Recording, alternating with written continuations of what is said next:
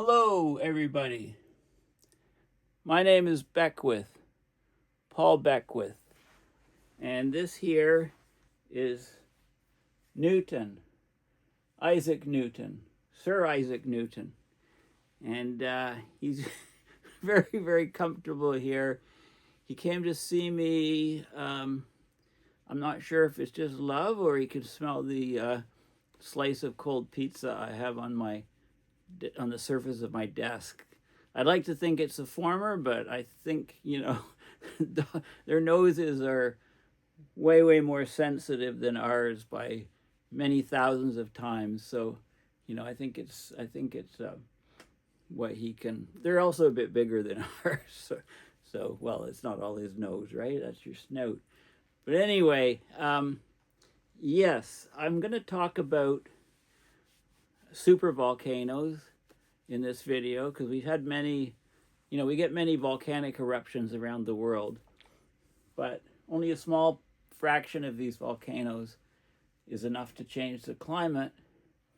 The eruption has to send sulfur dioxide up into the stratosphere where it reacts with OH and water and it produces H2SO4, sulfuric acid, which, these sulfur, small sulfur clusters are highly reflective. They reflect sunlight away, cause cooling of the planet. How much cooling? Well, some of the largest eruptions, like, for example, Toba, I don't know if you remember that one, 74,000 years ago. It cooled the planet something like 3 to 5 degrees for up to 10 years. Most sort of moderate size volcanoes that push the sulfur, like if the volcanic explosion is straight up and the power is enough, then it can the sulfur goes right up into the upper atmosphere, the stratosphere, causing the cooling. And of course, many ideas on stratospheric aerosol injection, SRM, solar radiation management, involve putting things like sulfur up into the stratosphere because the climate is very, very sensitive to sulfur in the stratosphere. So I'm going to talk all about that sort of thing. Compare some of the sizes of the different volcanoes, the timings, and then because the question I'm getting at is, it's impossible to predict, when a volcano can occur. We can have sensing material to measure deformation, like, for example, as pressure builds up within a volcano, it can grow in height, it can expand outwards, there can be all these mini earthquakes in the region. There's some volcanoes that erupt quite regularly, other ones not for long periods of time.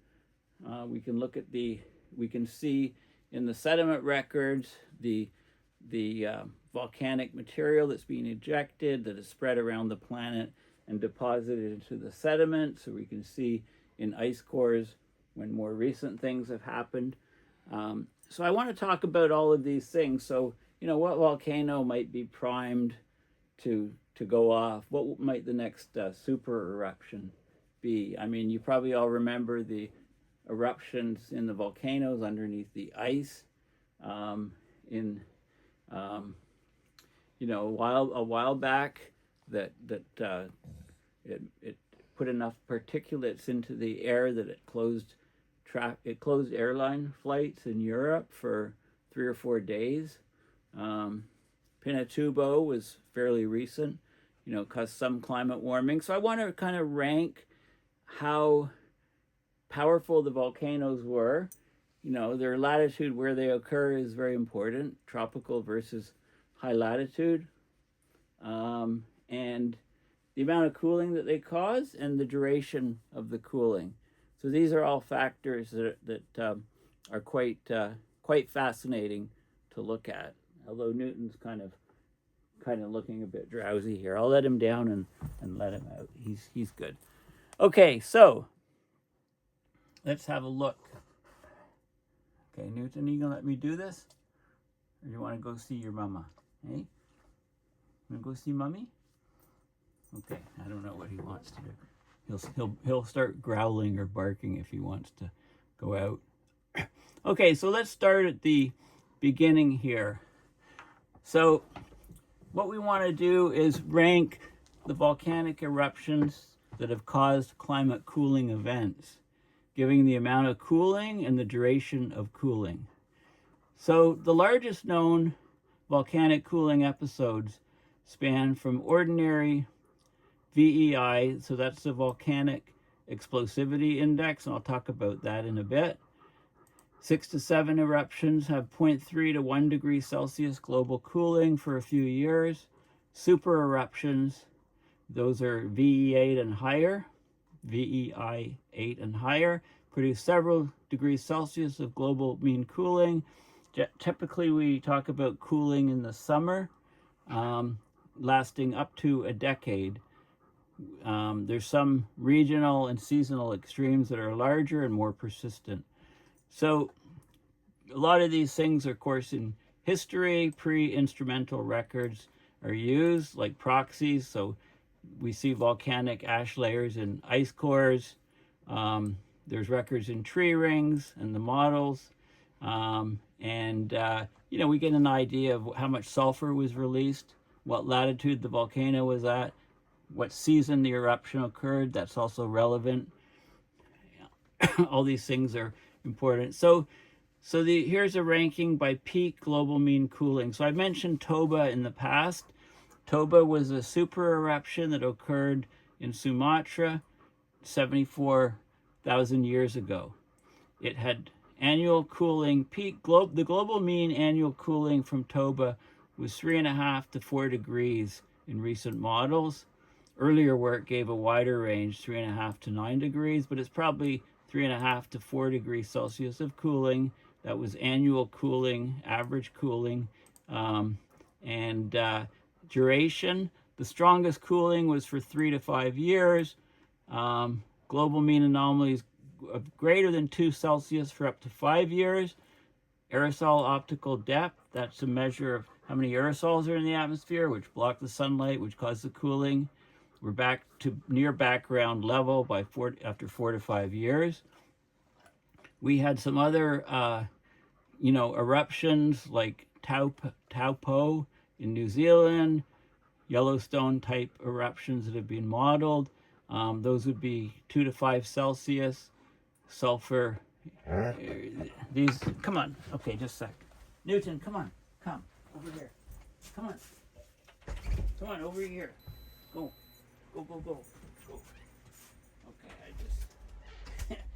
Okay, Restless doggy. I just sent him off to the other room. He doesn't like closed doors for some reason. He's an open door type of golden doodle. Okay, so there was some large eruptions here, comparable to Toba in some cases, but with lower SO2 assumptions depending on latitude, etc. 3 to 6 years, basically. Mid-6th century cluster, there was 1 to 2 Celsius cooling, 536, 540. These are the years, common era years. And I talked about the connections of a series of smaller volcanoes, which likely led to a chain of events which caused the bubonic plague, the Black Death. But this was much earlier. That was in the 1400s. It was discussed here. There was there were some large events, maximum cooling in years 1 to 2, and detectable hemispheric signal persisting 14 to 30 years after some eruption. So I don't understand what's going there. Maybe a chain of eruptions. And then there was this cooling. This was a very large one, 1257, Somalis, 1450s to 1600s, high latitude events occurring. Tambora, 1815, so-called year without a summer, 0.4 to 0.7 cooling, larger summer cooling over parts of the northern hemisphere. Pinatubo, one of the most largest recent volcanoes, but it only cooled the planet 0.3 to 0.5. Another recent reassessment suggests it might be actually 0.2 to 0.28. once you account for natural variability. Peak cooling was for just a year and a half. Anomaly for 1 to 2 years. Temperature was pretty much back to normal after 2 to 3 years. So this is a good summary table of what happened. So the Toba super eruption, 74,000 years ago, 3.5 to 4 degrees Celsius of cooling. The references are all here. Strongest cooling, 3 to 5 years. Detectable cooling up to 5 years. Other VEI, volcanic explosivity index, 8. Super eruptions, had similar values to Toba, but up to 10 years of cooling. There was a cluster in the 6th century Common Era. Sure that affected people's ability to grow crops around the planet and so on. 14 to 30 year effect because of a cluster of volcanoes probably erupting, maybe the same one erupting or a whole bunch erupting in a similar time period. Somalis, 1257, 1 degree of cooling, 1 to 3 years. Tambora, 1815, and the most recent Pinatubo. So Pinatubo, not quite as large as Tambora, 0.2 to 0.5 cooling, 1 to 2 years, 2 to 3 years basically to clear out. Tambora was a slightly larger eruption in 1815. Okay, so so there can be clusters of eruptions to produce decadal scale cool periods. And of course this is pre-instrument, right? So it's from proxies and things like that. Okay, so very fascinating information. There were some high latitude eruptions that caused cooling, and this article mentions some of them, that there's some additional things here which aren't in the previous query which I did. Okay, so that's a good table. Anyway, there's good tables here, and you can click here to the links and get all the different sources. And I looked at a specific source here. This is a paper that was just published this year, beginning of this year, 2025, last millennial volcanic forcing and climate response using SO2 emissions. So they modeled the SO2, right, large sulfur dioxide injections into the upper atmosphere, stratosphere, and what all the different proxies tell us. Okay, so and they looked at basically the last millennium. And let's just have a look at some of the data here. A lot of different climate models, multiple climate models are used in the study to simulate things. And the results are down here. So this is the sort of thing. So this is, they divided this into 100-year periods. So 1250 to 1350, massive eruption here. This was in 1257. This is sulfur aerosol optical depth at 550 nanometers. So in the middle of the visible spectrum, this is in green, basically, the color green, 550 nanometers. 400 to 700 visible light. So it's in the middle of the spectrum. And the sulfur aerosol optical depth was, on a relative scale here. So you can see the triangle gives you a size of the eruption, and it also gives you information on the color of each triangle shows the eruption latitude, and the size is the magnitude.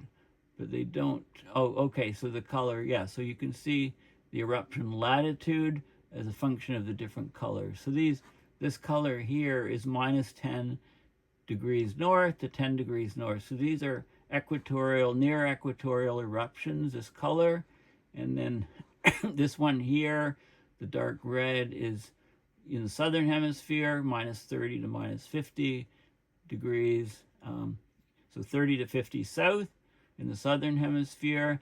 And then we've got anything blue is in the northern, red is in the southern, and the yellow is equatorial, near equatorial. So you can see the different sizes of the volcanoes. Here's a bigger one here, 1450, late 1450s, big one here. here's quite a large one in the southern hemisphere. Okay, so this is really, there's a very large one here in the northern hemisphere. It didn't cause much cooling in this case. When you compare this triangle here, you can see the blip here, comparing it to this one here, comparing it to, there's a comparable one. So it seems like the effect from the equatorial ones is quite a bit bigger than it is at the poles. So all this data is there. Then they looked here. This is the temperature relative to, they took the 1250 to 1849 year frame, time span, and looked at the temperature, and you can see the dip here. So again, they tracked the last millennial. You can see the difference, the larger dips here from the larger volcanoes. And the cooling, so the cooling amount, this is a cooling of almost 4 degrees Celsius, 4 degrees Kelvin. If you're looking at a change in temperature, Kelvin is the same as Celsius. Okay, the scale's just offset for Kelvin, so it's the same thing. And so you can see that in the data. And there's lots, they looked at some specific events, sort of how long it took, so you can see the temperature anomaly as a function of time. This is for tropical, and the amount of sulfur injection greater, like 10 teragrams, tropical greater, this is all of them, tropical ones, and different seasons and so on. So you can get, so they looked at a lot of details. This is a big one in 1257. So they looked at the volcano went off here, and it took a while to cool down, so you can see sort of the time lags and so on from these large volcanic events, okay, in different years. And then they show the latitude at which the emissions occurred. So they looked at a number of different volcanoes, 1257, Mount Somali's, July 9th, July 9 ensemble members models, and then you looked at they looked at the propagation with latitude of the emissions from the volcano. You'll notice it goes all the way to the poles, and then how the intensity over time, as the aerosols get rained out, they descend by gravity from the stratosphere to the troposphere, and then troposphere is where the weather occurs. So once they're in the troposphere, they're removed in about a week or so from natural rainfall events, etc. But they can obviously take years in the upper atmosphere, the stratosphere. That's why the events last, 3 years, 5 years, up to 10 years, if it's a really massive volcanic eruption.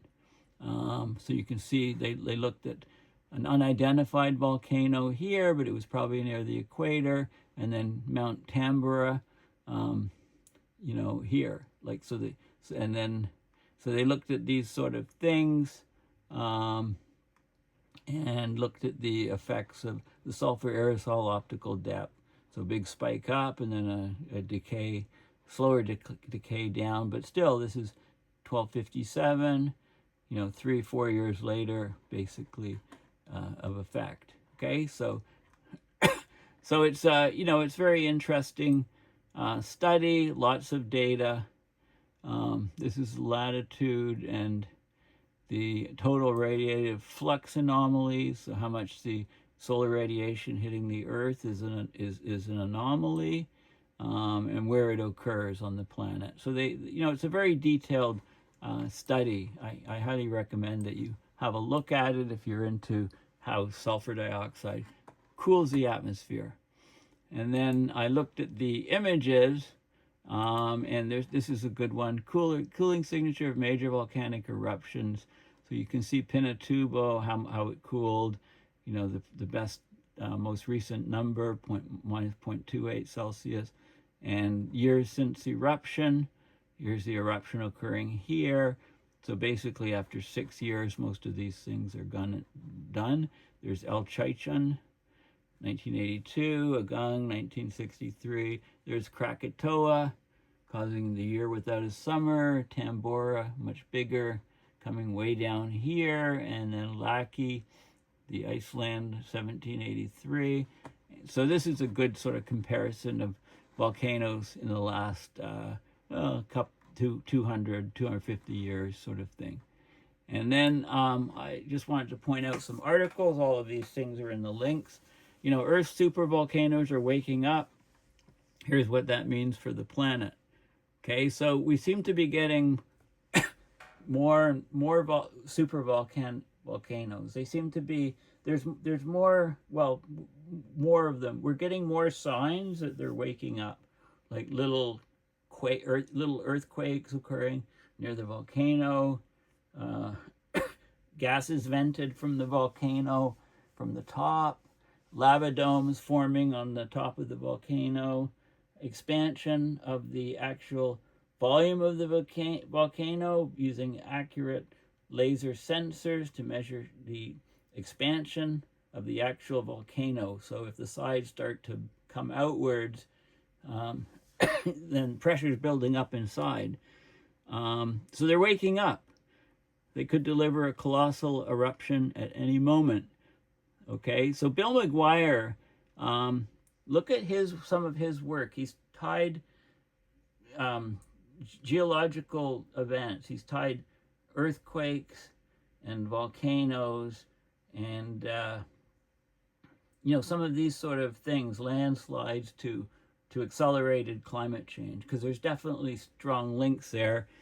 He wrote a great book to that effect, and he's still active publishing articles, etc. So he's talking about, it's not, in Europe, near Naples in Italy, not Mount Vesuvius, but there's another volcano, harder to spot. It's sort of waking up. It's a Campi Flegrei volcano, 13-kilometer wide giant crater or caldera was formed when colossal eruptions occurred during prehistoric times. Closest thing to a supervolcano in Europe, it sits directly beneath the port town of Pozzuoli, just to the west of Naples. Okay, so the biggest eruption there was 36,000 years ago. Wasn't quite big enough to be called super, but it was Europe's greatest volcano in the last 200,000 years. It dumped ash across the Mediterranean when it erupted, caused a bitter volcanic winter across Eastern Europe. Temperatures were reduced by 9 degrees Celsius, so local effects being very large. There's been plenty of smaller eruptions since the last big one. The most recent was in 1538. Okay, so since the 1950s, the caldera has been restless. There's been uplift of the ground by 4 meters. That's huge. 4 meters since the 1950s. Periods of increased earthquakes. 360,000 people live there. They're getting on edge, more so by the minute, right, with the activity of the floor and so on. We're getting uplift of 3 to 4 centimeters, over an inch a year.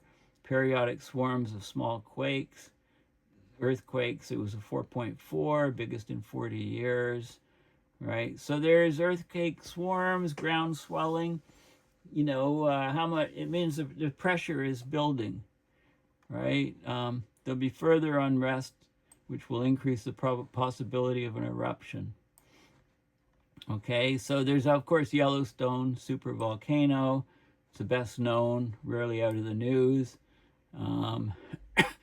It's erupted 3 times in the last 2.1 million years. Most recently, 640,000 years ago. I don't remember that one. Each time it's left a caldera dwarfing that beneath Pozzuoli, the biggest being more than 80 kilometers, 50 miles across. Okay, so of course there's the hot springs and so on.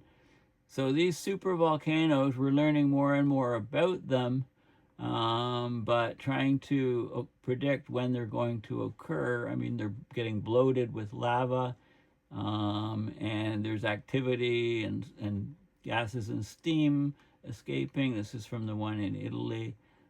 So people are keeping a close eye on it. Time to start worrying. It does talk about Toba, 74,000 years ago. Like if it happened now, again, it would devastate harvests around the world. It would take, we'd go into global food shortages. It would be extremely difficult to, feed everybody with a loss of crop growth, most of it in the northern hemisphere. They talk about the New Zealand volcano, 26,500 years ago, return period 100,000 years. Well, it's a matter of statistics, right? So, we are monitoring these things, and it seems that they're awakening, as higher temperatures and climate puts various stresses on the earth, as glaciers that are sitting on top of bedrock, as they recede and the land rises upwards, like in Iceland and Greenland and other places, then the risk of volcanic eruptions is increasing. The 6 dangerous volcanoes that could shut down the world. This is a recent article, and it talks about what are the 6 volcanoes. Well, Camp Flegrei, Italy, last eruption 1538. I just talked about this one. It's not just a single volcano, it's a volcanic system containing 24 craters. If it were to erupt, it could cover Naples and surrounding areas in ash, trigger earthquakes and landslides, cause widespread air pollution, acid rain, change the climate. The largest eruption was 36,000 years ago, and it reduced temperatures up to 9 Celsius. It's been stirring for a while. 2024, there were some 2,500 earthquakes in a single month around this volcano. The tremors were intensifying in magnitude. 4.6 occurred. Cracked walls sent people fleeing. But, who knows when it will erupt. And then Mount Merapi, Indonesia, erupted recently. It's pretty commonly erupting every few years, which might be a good sign because pressure is being relieved each time it erupts with these smaller ones. You don't want the pressure to build up and cause a huge one. You'd rather it be released in smaller ones. Of course, the La Palma, Canary Islands, erupted last in 2021.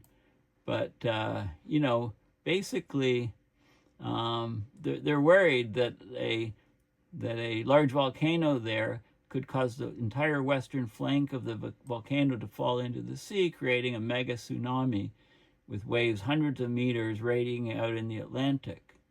Okay, so so basically this is a possibility, but it's a low probability, but it's a possibility. So this is there's connections of landslides. So if there was volcano, it could cause the western flank of the volcano to landslide, fall off into the sea, creating the tsunami. Or let's say it happened the other way around. Let's say the western flank was unstable and it decided to slide in a huge landslide into the ocean. Well, that pressure release on the volcano would likely trigger the volcano to erupt. So it's the chicken and the egg thing. Which would happen first? Which would cause what? And I think that applies to Mount St. Helens. Was there a landslide first triggering it? Because most of the force of the eruption wasn't straight up. It was at an angle, and therefore it didn't have a very large effect on the climate. If the eruption was straight up into the stratosphere, large effect on climate, that cooling up to several degrees for 5 years. But if it's a sideways eruption, most of the force is at an angle upward, maybe 30-degree angle or 45-degree angle, then very little would reach the stratosphere, even though it could be a very, very powerful eruption, so it wouldn't be a climate-altering volcano. You talk about Mount St. Helens, 1980 was the last eruption, largest landslide in recorded history. Again, was it chicken or the egg? Was it the landslide first, or followed by the volcano, or was it the volcano first causing the landslide to occur?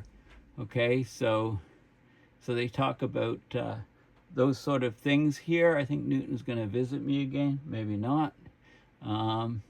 And Mexico, Popocatépetl, Mexico. Okay, and then the Yellowstone super-volcano here is it last erupted 640,000 years ago. It would cause worldwide effects next time it erupts. You know, lava flows, pumice, it could blanket the U.S. in falling volcanic ash. In some places, the ash could be more than 3 feet deep, depending on the winds, etc. And it would block sunlight and lower global temperatures for a few years. It would affect everything. It could shut down transportation, collapse buildings, short out the electrical grid, cause massive agricultural failure. Okay, so there you go. Yellowstone. And then these are just some reference links. I'll put all these links in the description. So what do we mean by a supervolcano?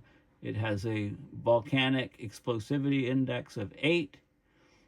And the volume of deposits for such an eruption is greater than 1,000 cubic kilometers of material would be cast off in the eruption. Okay, so these are VE7 volcanoes. It's hard to see. I've expanded this. I'll show you this map in a minute. So it talks about, you know, igneous provinces, and you know there's a list of the super eruptions. At least 60 of the super volcanoes have been identified, VEI 8 or higher, and these are well-known VEI 8 eruptions. So most of them a long time ago. Here's the youngest Toba eruption. I'll talk a bit more about. Produced 439 to 631 million tons of sulfuric acid. Largest eruption in the last 25 million years. It was 74,000 years ago. There's a genetic bottleneck of humans going back to that time period. So if you follow the DNA trails back in time, it appears from the DNA analysis that there were less than 10,000 people living on the planet after that massive volcano occurred. So these things are have massive impacts on humans as well as all other life on the planet when they go off. And there's other volcanoes listed, but so it's a great. This is a great resource of super volcanoes throughout history. This is the map here.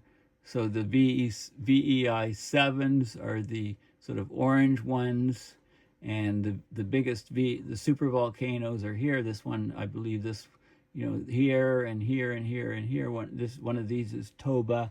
Many super volcanoes in the U.S. West, and look at the cluster here down in South America, notably a few in Europe. Okay, and this is the Yellowstone hotspot moving over time, millions of years before present. So the hotspot was over here, and over time, it's moved to its present location. Huge movement of the hotspot, the hottest spot. So that's the lava pool. This is Lake Toba, 74,000 years ago. This is a cross-section through parts of Long Valley caldera for Yellowstone, I believe. The partially molten magma, concealed magma, different layers and different pathways for the lava to move.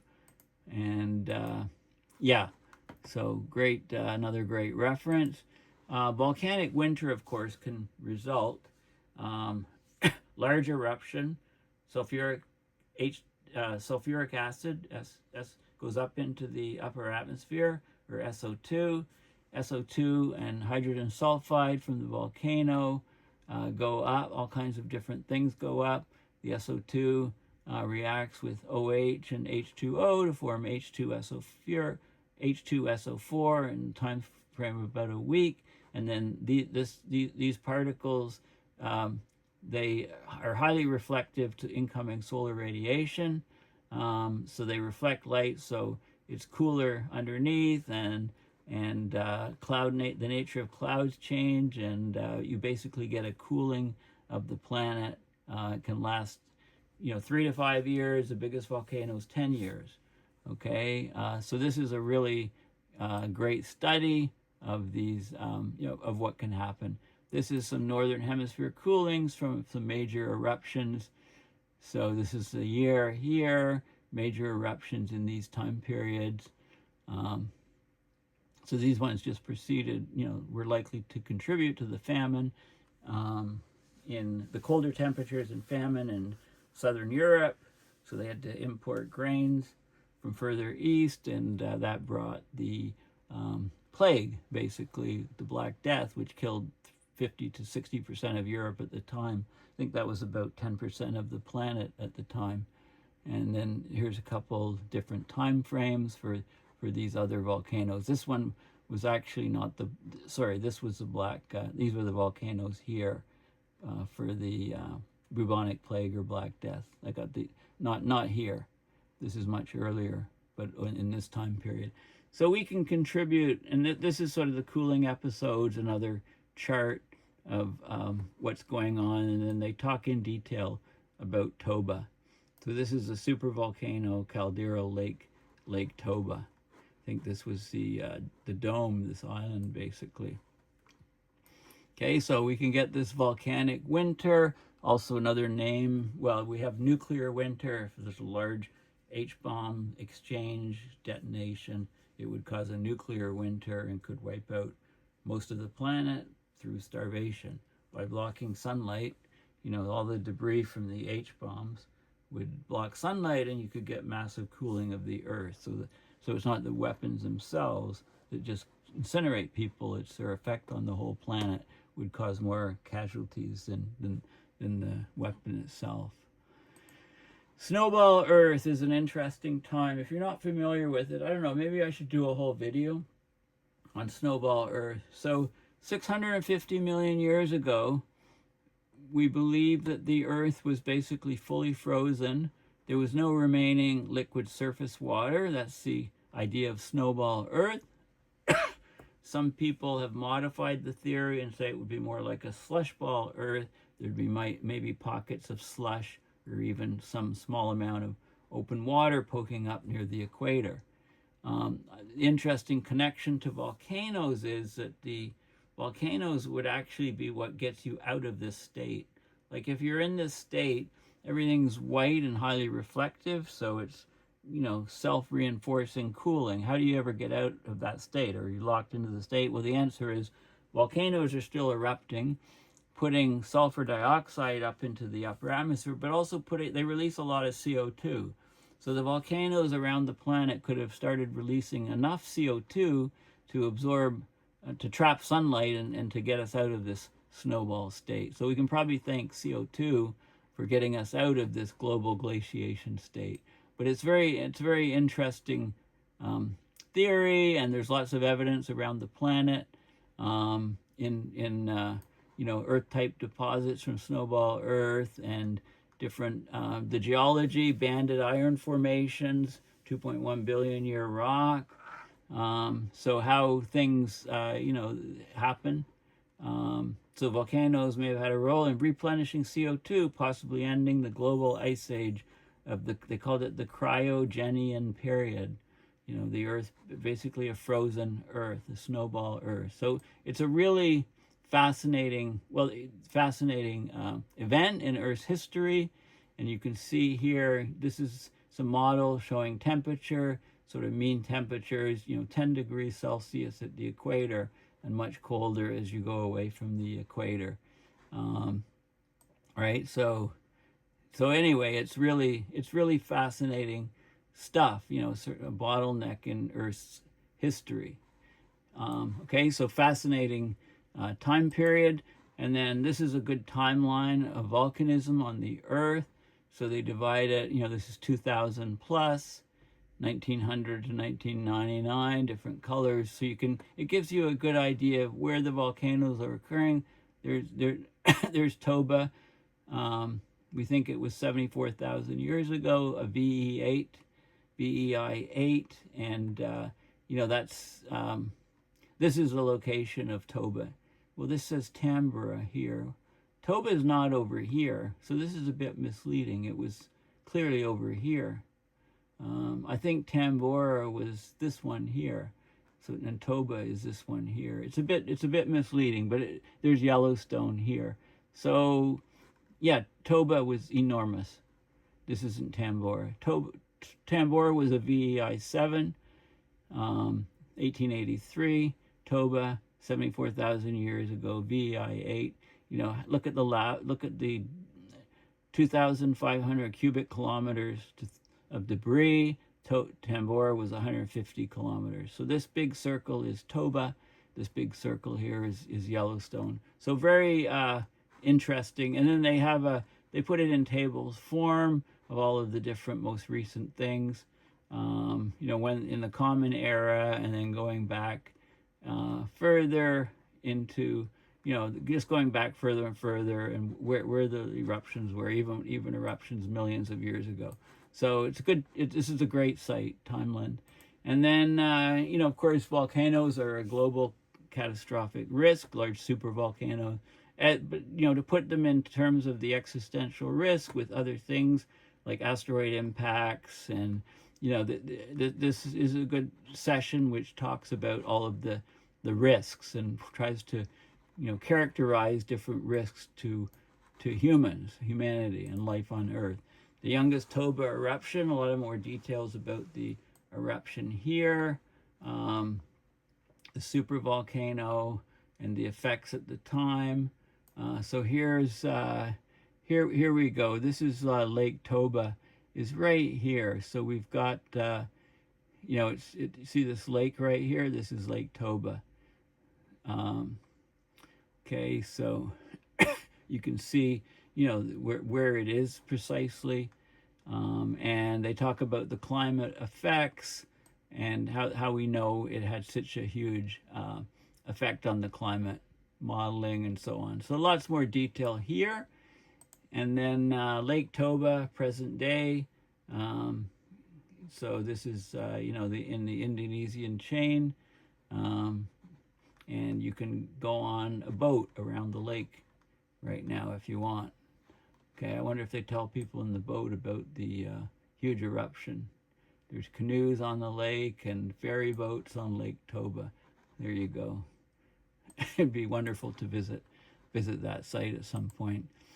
The VEI, Volcanic Explosivity Index, it measures the size of these eruptions, devised in 1982, goes by the volume of volume of the products from the volcano, the eruption cloud height, qualitative observations. Scales open-ended. The largest eruptions in history are given a magnitude of 8. 8 is a super-volcano. So this is the volume of the tephra, the material that comes off the ash, and etc. So they give different examples. This is a VEI scale, so goes up to 7 here, but, you know, anything, you know, 8 is the highest scale, open-ended. Okay, so here's 8. Huge, you know, frequency every 50,000 years or so, like Wawa Springs, 30 million years ago. La Garita, 26.3 million years ago. Yellowstone, 2.1 million years ago. Toba is the most recent, 74,000 years ago. And Taupo, 26,500 years ago. This is the one in New Zealand, which is a possible candidate for what could be the next one.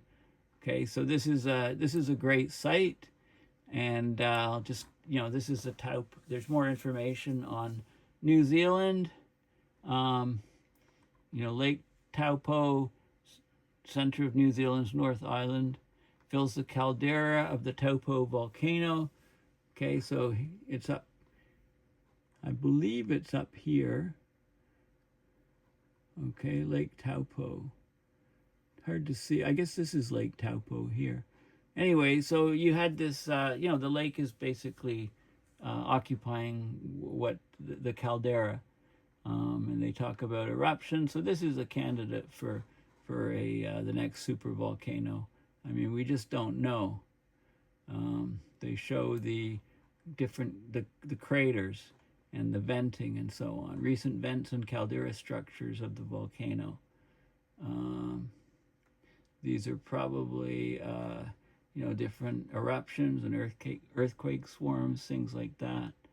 Okay, so they talk about various eruptions throughout time on this lake.